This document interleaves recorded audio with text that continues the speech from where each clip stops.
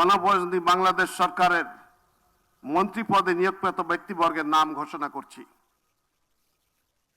মির্জা ফখরুল ইসলাম আলমগীর,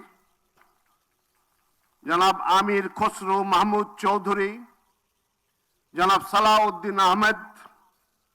জনাব ইকবাল হাসান মাহমুদ,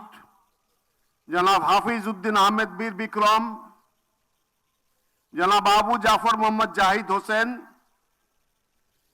ডক্টর খলিলুর রহমান, জনাব আব্দুল আওয়াল মিন্টু,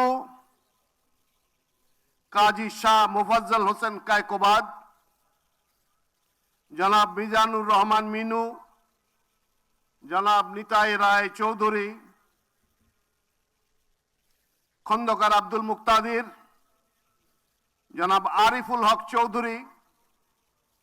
জনাব জহির উদ্দিন স্বপন, জনাব মোহাম্মদ আমিনুর রশিদ, আফরোজা খানম, জনাব মোহাম্মদ শহীদ উদ্দিন চৌধুরী এনি, জনাব আসাদুল হাবিব দুলু, জনাব মোহাম্মদ আসাদুজ্জামান, জনাব জাকারিয়া তাহের, জনাব দীপেন দেওয়ান, জনাব আনাম ও এহসানুল হক মিলন,